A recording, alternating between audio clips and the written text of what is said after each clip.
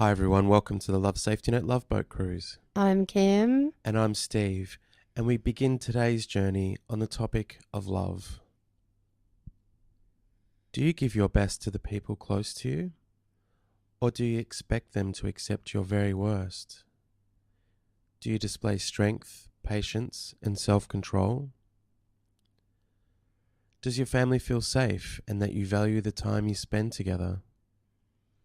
Or do you expect your family to tolerate your very worst character traits and exhaustion while you give your best to your friends and to your work? Is home even where you really want to be? True happiness and success are built from the inside out. So if you want to live joyously with others, the first person you must have a good relationship with is yourself. It is only by being at peace with ourselves that we can ever be at peace with anyone else. Stop and ask yourself right now, are you truly at peace with yourself? Or are there things about yourself that you're not proud of? To find peace in yourself, I wonder what in your life might need to change. There is a saying on the farm that if there are weeds at the back door, there will be weeds right out to the fence. Likewise, the health of all of our relationships can be gauged by the health of our relationships that are closest to home. All the truly good things in life come from the inner sanctuary of a solid and happy home life. And if our closest relationships are difficult or sour, success in the outer world will not make our lives sweet. And the reverse is also true, because if our home life is sweet, we will always enjoy its sanctuary from the various troubles in the outside world. There are many things to distract us from having solid and healthy relationships with our family, but there's nothing that will replace its value in our life. There is also nothing the world needs more right now than stable and functional families. One healthy family can act as an anchor and positive example for a whole community. Because otherwise, who do we have around us to model a happy home life on? The Simpsons or other dysfunctional families on TV? The humour of these programs fades if there are no healthy families present in our lives to compare these dysfunctional characters with.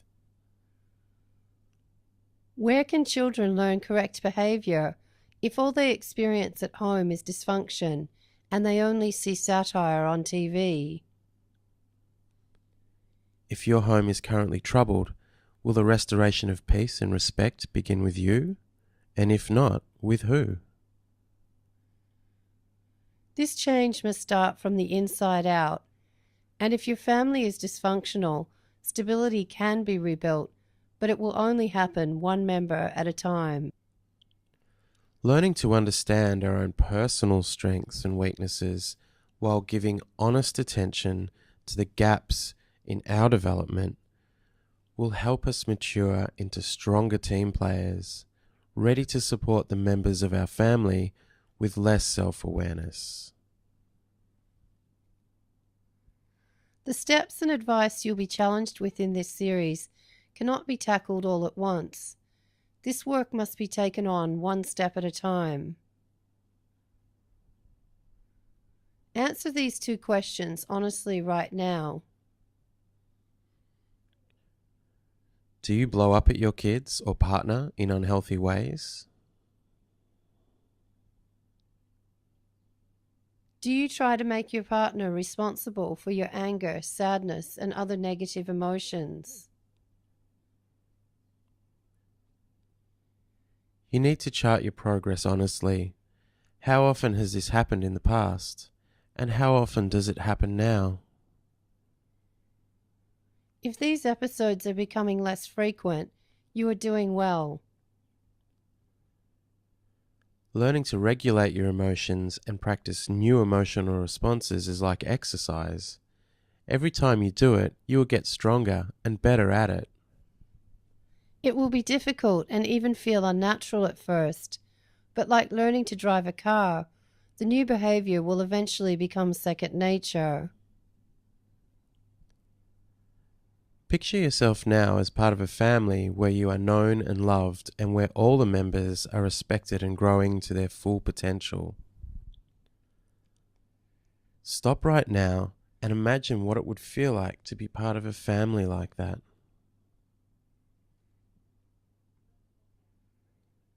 This feeling will give you the motivation to do the work that is ahead of you, including the unpleasant task of facing your own worst behavior.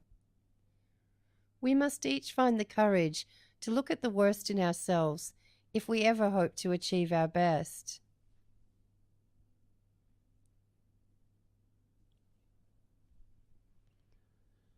Imagine losing everything you have right now, including your health. Imagine being stuck in a hospital bed with nothing but yourself and your own thoughts to live with. Stop this movie and do this right now for at least 2 minutes.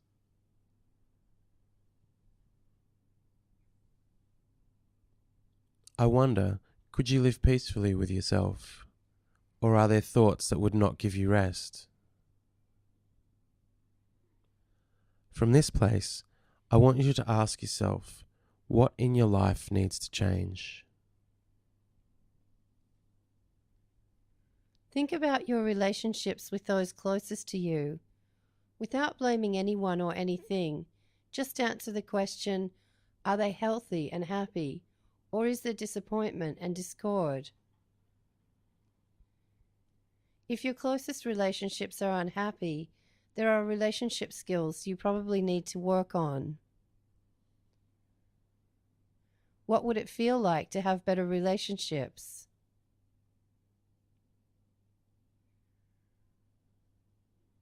What will happen if you keep blaming these problems on someone else?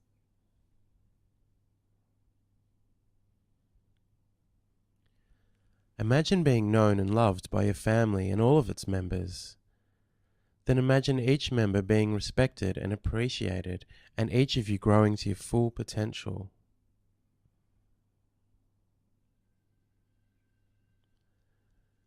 At the end of this movie, take some time to imagine this and really feel what it would be like to be part of that kind of a family right now.